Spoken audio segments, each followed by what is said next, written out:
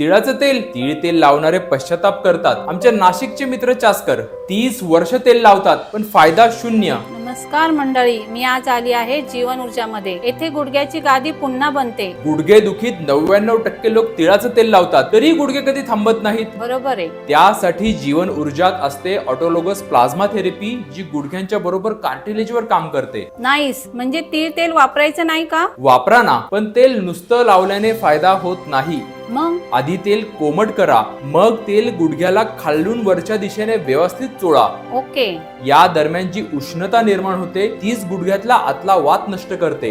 ही process follow झाली तरच तेल गुडघ्याला फायदा करतं. Got it. अनेक पेशंटचा आर्थरायटिसमुळे गुडघा झिजतो. अर्थरायटिस म्हणजे? वयानुसार होणारा गुडघ्याच्या हाडांचा संधिवात. मग त्यावर उपाय? गुडघ्याचा संधिवात डोळे झाकून जीवन ऊर्जात या. इथं काय करतात? ऑटोलोगस थेरपी, जिच्या 5 सेशन नंतर हे कार्टिलेज रिग्रो व्हायला लागतं आणि मग घरी जाऊन तिळाचं तेल 10 मिनिटं व्यवस्थित गुडघ्याला चोळा. वात दोष राहणार नाही. शेवटी काय संदेश द्याल? नैसर्गिक उपाय वापरा आणि जास्त त्रास असेल तर जीवन ऊर्जात या. आमचं गोल एकच, गुडघ्याची नैसर्गिकरित्या काळजी घेणं.